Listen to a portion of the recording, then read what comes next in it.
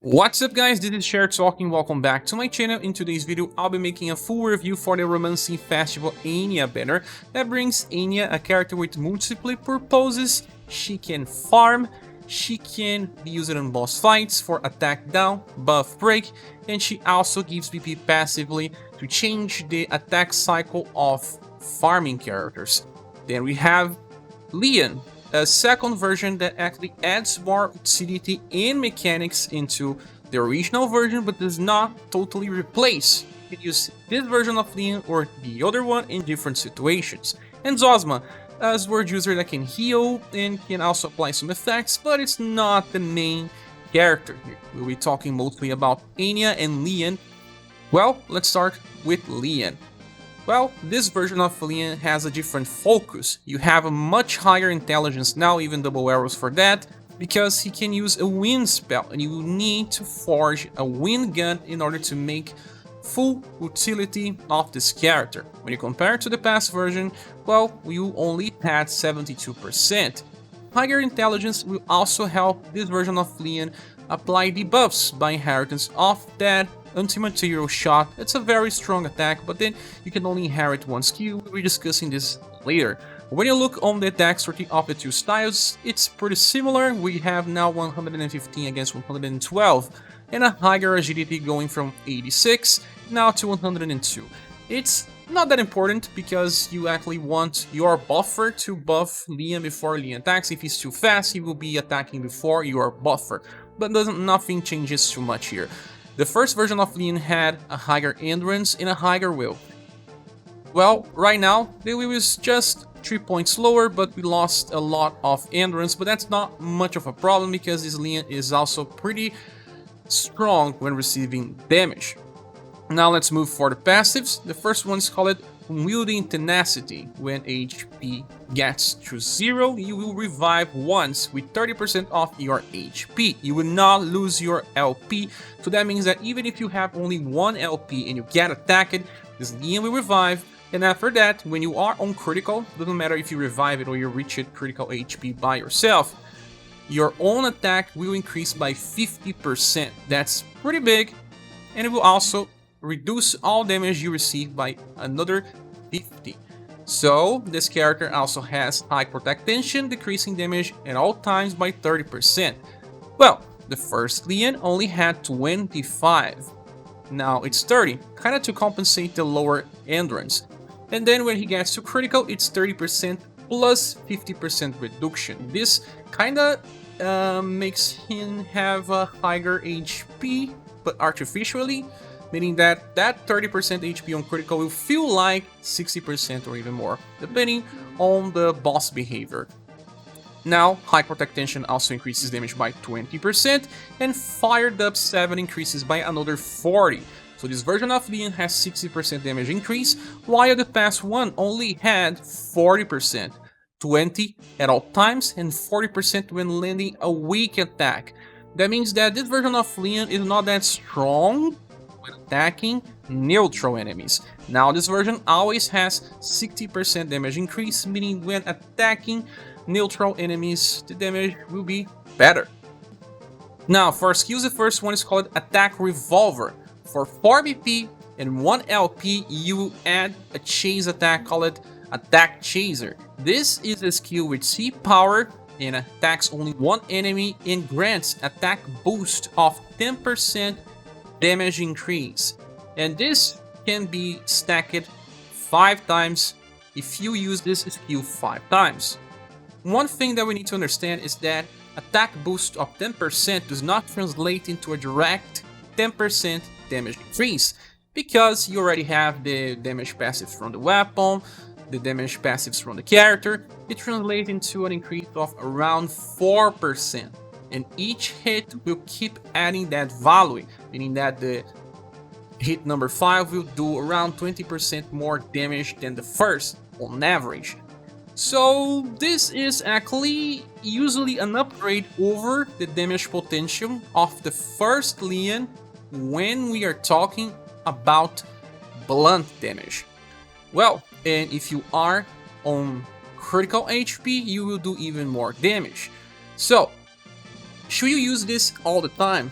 No, because there are some situations where using the first Leon with anti-material shot will still prove to be better. Let's say that you are fighting against a boss that does not have high will and you can apply this endurance debuff, and your other characters in the party also do physical damage, and they can do more because of that endurance debuff. That's not that important, but when it lands, it helps a little to increase the damage output as well.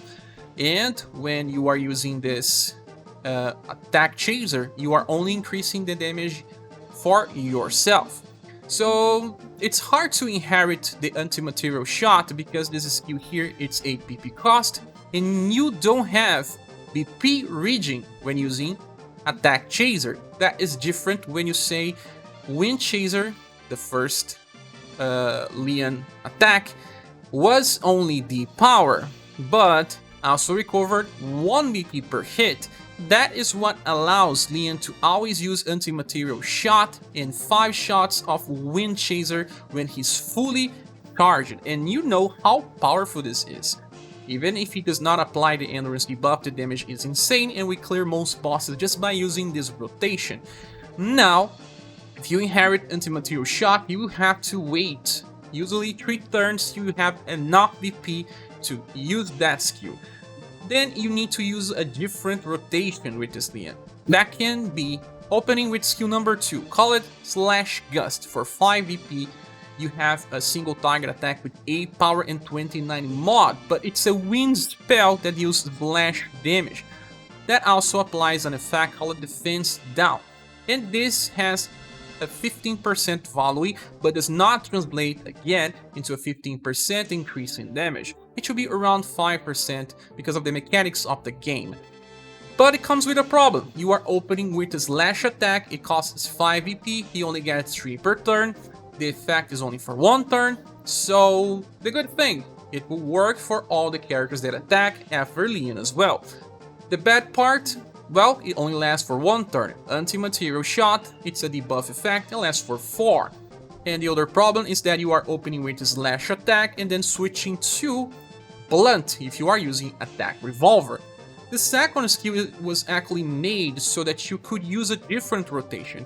You can go into the first version of Leon and inherit Wind Revolver and cast this 5 times so that you open with the wind spell that deals slash damage, and then you will just use 5 hits with deep power, less power, but recover 5 BP per hit. That allows him to actually build 8 BP per turn.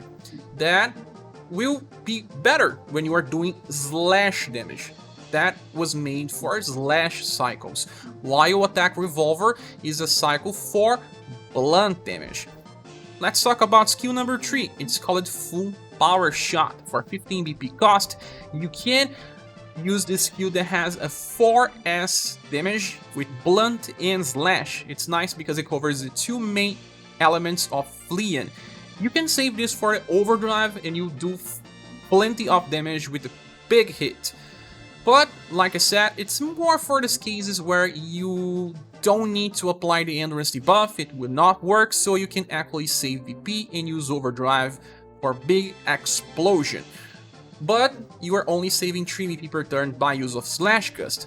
You can alternatively, if you want, use normal attack with Leon and save 8 BP by use of Wind Chaser. And you get 8 BP, that means in 2 turns you got enough BP to use full power shot. This means that this is actually the 3rd skill rotation of this version of Leon. Leon has yet another cycle. This one is just like the first one. You go to his S style and inherit Ice Revolver and you get Ice Chaser. You have to charge this 5 times because you don't have any bullet lowered with the second Leon. This bullet has a lower damage, but deals blunt and cold, and applies guard down.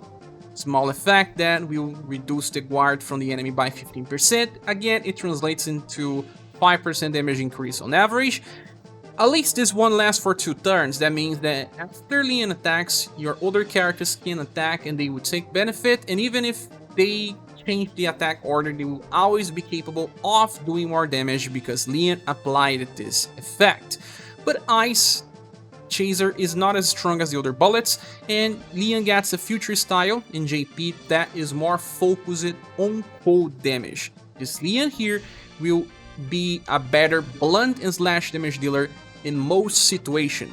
Will he be better all the time? No.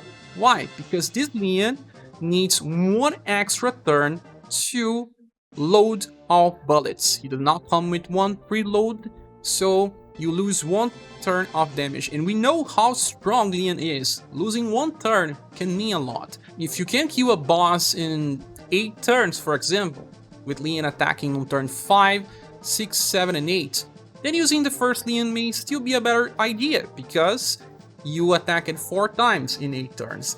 If you have to do more damage and you are in a longer fight, then this Leon may be better, because he can revive, and he can resist more damage when he gets to critical.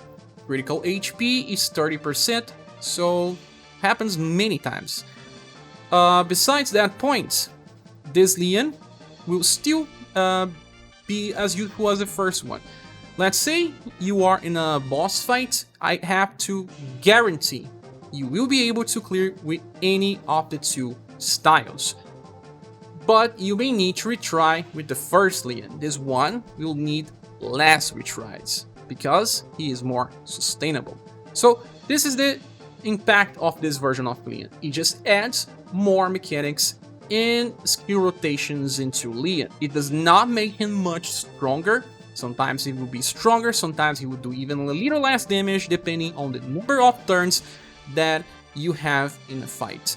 Another important point is that the second Leon is a boss specialist, hence why the first will always be the top recommendation. If you don't have the first Leon, he will always be the best choice, because he can farm pretty well with anti-material shot and quick draw.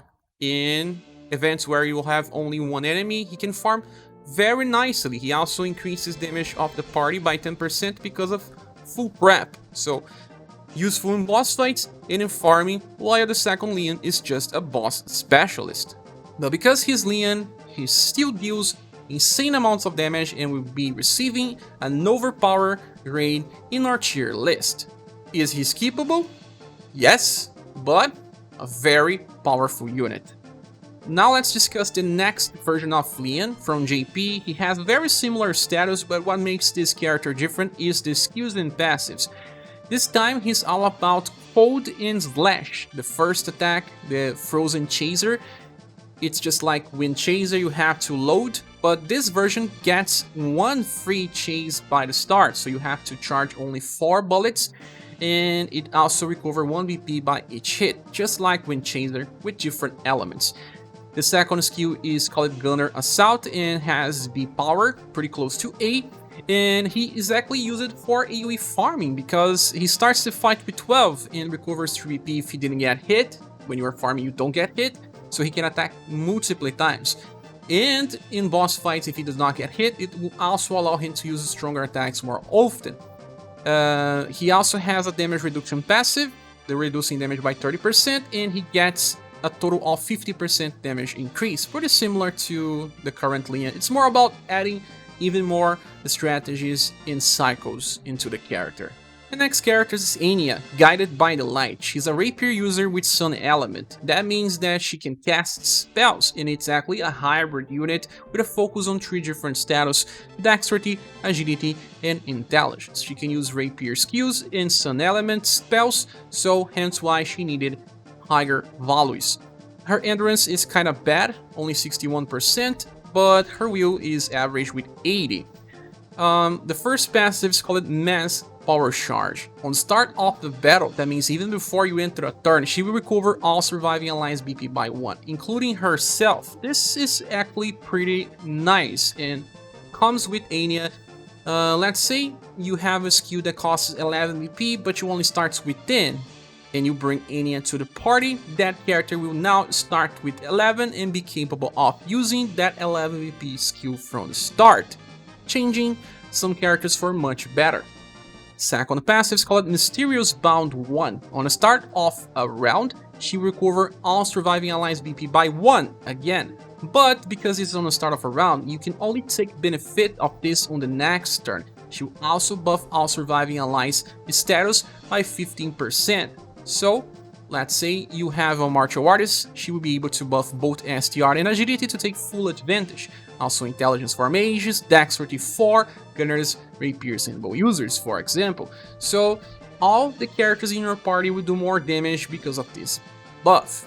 And they will get 2 extra BP by charging Mysterious Bound 2 times. By turn 3, characters that only had 16 BP will now have 19, allowing them to use some skills that they could not before because of the cost. This actually makes some old styles much better. Remember, we had UDX Bertrand with Abaddon Hands, he could only use it 2 times because of the BP cost, now he can actually use 3 times. You can fix this cyclist of some different styles. Some other examples are Madeline with Luna Fulgor. She could not use 3 times in a row because she will lack 2 BP. Now she will have enough to attack 3 times.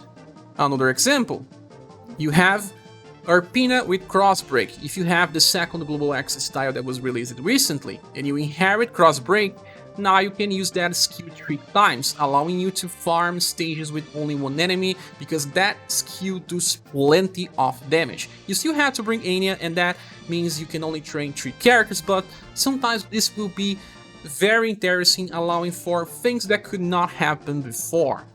The third passive is called Intrinsic Access Word 4. She gets 20% damage increase at all times, and if she gets attacked by a skill that will cause resist, she reduces damage by 40%. Let's understand this. You need at least plus 35 points of resistance to a particular element in order to resist. That can be achieved by the character resistances or equipments. It's more restricted because you need to resist in order to reduce the damage, so it's not better than high protect tension in my opinion. But you reduce 40%, it's a higher value. And it also comes with a third effect. If you are getting hit by an attack that could cause resist, she has a 37% chance to evade. So it checks before if you would resist the attack, and then has 37% chance to fully evade. Now, for skill we have Hurling Knives, 0 BP attack with E power and 6 mod that attacks all enemies. This is just like normal attack, but now hits all enemies, it's for free. So pretty nice, and will allow her to use some interesting rotations on auto. Second skill is called Etoy Door. For 6 BP, she has a single target attack that is a spell, uses her intelligence, and deals stun and pierce damage. And when the attack lands, it will grant attack down to the enemy, decreasing the attack by 15%. It lasts for only 1 turn, so you need to attack before the enemy for this to actually matter. And it also will buff break the enemy. If the enemy is buffing itself, it will remove all buffs. Some boss fights are hard because of this. The enemy buffs every time that they attack you, so now you can remove this. And we actually already have characters that can use this, like for example we have Acelus with Rising Nova Plus that comes from her S style. Everyone has access because it's now on all premium banners.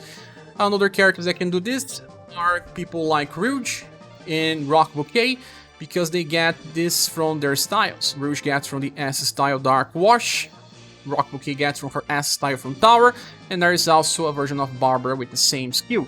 There are alternatives. The good thing about Anya is that she also applies the attack down, while the other characters don't, and she has a 6 BP skill.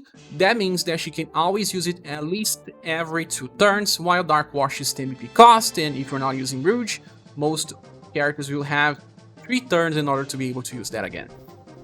Then the third skill is called Floating Sword Ballet. For 10 BP you have a full AoE attack with pierce damage and actually 34 mod. It's pretty big and will do damage because, remember, even though she only has 20% damage passive, she buffs her dexterity before she attacks. So she can open with Floating Sword Ballet, and then she will be using Hurling Knives after that, easily keeping the AoE cycle. But sadly, because she only gets 19 BP by turn 3, she cannot use this again. She lacks only 1 BP to be capable of doing this. She can also inherit stuff from her S style like Starlight Heal. It's a 2 BP and 1 LP spell that heals, usually around 1.4 thousand, and cleans from poison.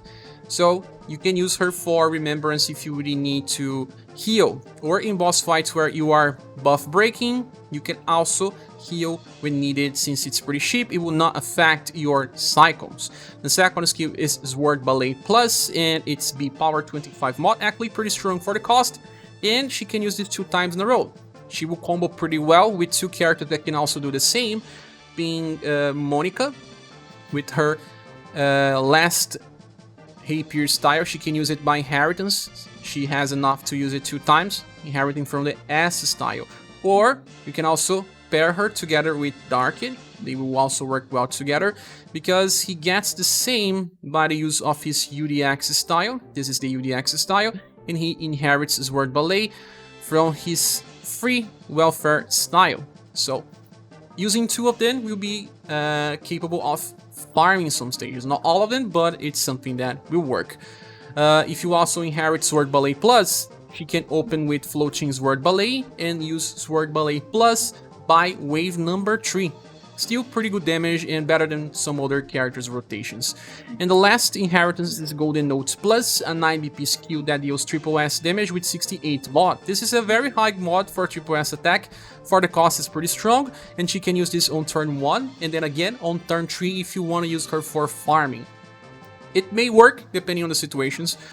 Well, this is how Anya works, and she's very unique because of the first and second passives. If you are in an event that has 2 aids, she will be capable of giving you 2 BP to the party without even needing to attack.